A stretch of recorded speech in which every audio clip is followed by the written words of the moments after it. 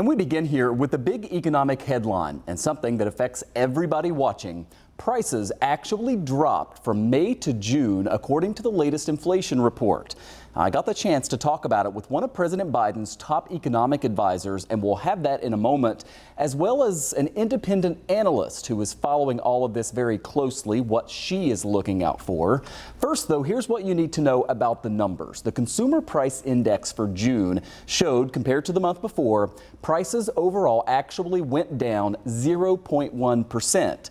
The May report right here showed prices were flat, and then April had a month-over-month increase of 0.3%. Now, this is a really strong, good stretch that, if continued, and that's a big if, would put prices well below the Federal Reserve's target of 2% annual inflation. Well, Dr. Kirabo Jackson is one of the three members of President Biden's Council of Economic Advisors, and I spoke with him about this new inflation report. He pointed out that this is the first time we've seen prices actually go down month over month since May of 2020. That was right in the thick of the pandemic. This is really, really good news. It really is consistent with the idea that we're seeing a substantial easing of inflationary pressure. We've come off the peaks of the highs we saw in 2022. And if you look at the rates of inflation computed, either the 1 month rate, which is kind of a short run rate, versus the 3 month and also the 12-month rate, they're all trending downward, which is really an indication that there is an overall easing of inflationary pressure. And we're approaching rates that are much more consistent with long-run, steady-state, healthy growth. I asked Dr. Jackson for something that the White House is doing right now without Congress to try to make sure that inflation continues to go in the right direction. We want to make sure that supply chains remain stable.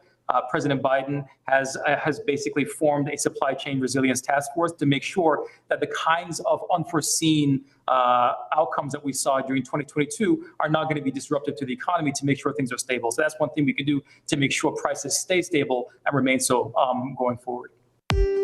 And let's continue the conversation now with Sarah Foster. She's an analyst and reporter for Bankrate, where she follows the U.S. economy and the Federal Reserve. Sarah, it's always great to get your perspective on these things. And tell me, first of all, what your reaction is to the inflation report there. Prices going down month over month for the first time in a long time. The White House obviously touting this. What in the numbers sticks out to you?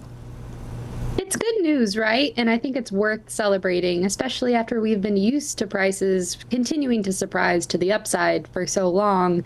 I think overwhelmingly the story continues to be, when I talk to Americans, that even when we talk about slowing inflation, a lot of them are confused by that narrative because they really remember how much prices cost back in 2020.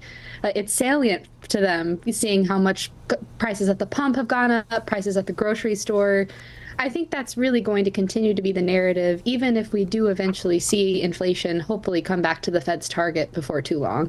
Yeah, and if you look at the short-term sort of trend that we're seeing, it would be below the Fed's target of 2% annual, but you've got to keep that trend going for longer than just a 3 or 4 month period. I know that you've spent a lot of time and had some reporting earlier this week talking to some of the nation's top economists as they sort of prognosticate what could be down the road. What are they telling you in terms of what they think the economy will look like 3 months from now, 6 months from now? Yeah, so I think what remains to be seen is that recession that was long forecast as the Fed started raising interest rates. We've seen quarter after quarter, really economists have started to downgrade those expectations. They still continue to think that a recession isn't likely around the corner, but they do say that some slowdown in the economy could be expected. Higher unemployment rate, 4.3% by this time next year, is really their current forecast. They're also really skeptical about whether inflation will come back to the Fed's 2% target by the end of 2025 or possibly even later, 2026. I think there's really two remaining trouble spots for inflation that they're focused on. It's really that rent and that motor vehicle insurance. But hopefully once we start to see that trend continue, as you pointed out, 1 month does not make a trend. That's when we'll finally start to see some relief on the numbers side. And I know a lot of economists are now saying they believe an interest rate cut is more and more likely at the September meeting. Is that sort of where your head is right now? Because for people watching, I mean, that's something that impacts so many people, right, in terms of what you're paying in credit card interest, or if you're trying to buy a new home or you're financing a vehicle. I mean, interest rates have been higher than we're used to. Do you think they come down? Absolutely. I think this is going to be key. September continues to be what most economists expect. It's really what we're hearing from other experts as we report on this topic. I think what's really important, though, to remember is that just one interest rate cut, or maybe two if even the Fed's projections come to light, that's nowhere near going to take interest rates back to those pre-pandemic levels. We really think about that first rate cut as really being the start of a new regime for the Fed, where maybe they'll want to start gradually lowering interest rates back to something that they consider to be that neutral speed, where the economy can continue to grow, not too hot, but not too cold. I think as you're looking forward for the future, wondering whether this means I should hold off on those big ticket purchases, a lot of the things I tell Americans is that September rate cut or more this year, it might not be enough to really make that big of a difference. Yeah, as you say, especially compared to what we experienced pre-pandemic. Sarah Foster is an analyst at Bankrate. These are issues that affect everybody watching. It's great to get your insight on this, and have a great weekend. Thank you. Thanks for having me.